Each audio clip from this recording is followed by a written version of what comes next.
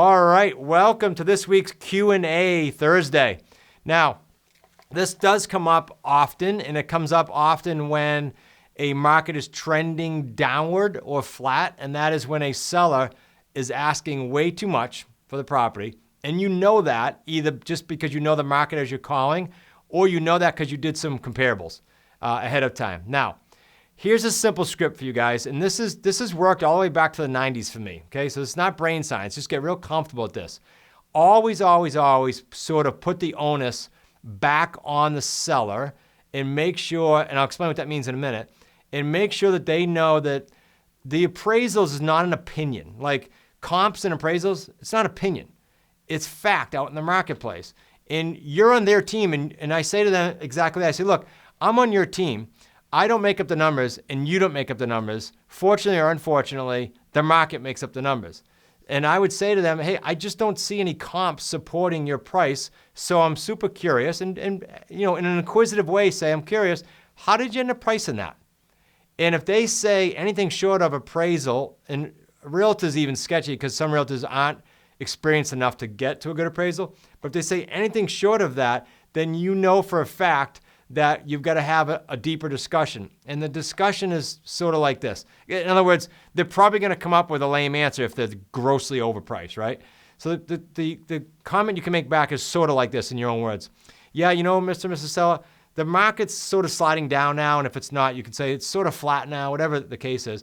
And if you end up selling today, you luck out, you end up selling for this high price that I can't find comps for because someone either doesn't care or know enough about the price, or they just fell in love with your house.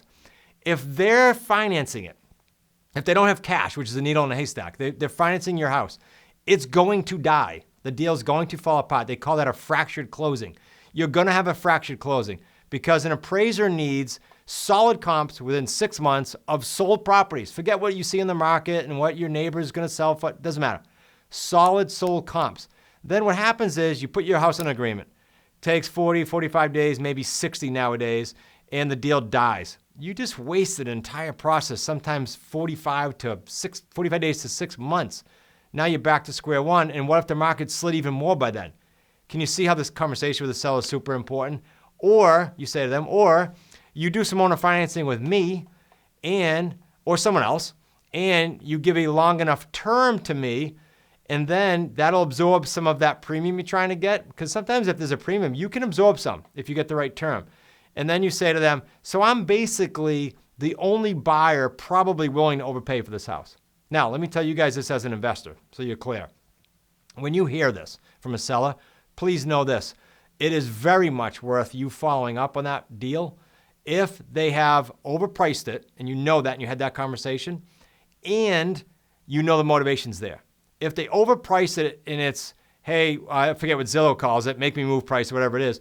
If they did one of those pricing and they have zero motivation, they're just trying it, and if they don't sell for that price, they're not going to move, that's not worth following up. You're wasting time. However, if they're overpriced and you know no one else is going to buy it because they can't get financing, and the motivation's good, like they have a clock ticking, like, hey, in 6 months, they're going to have to come to reality, or whatever the motivation is, do follow up.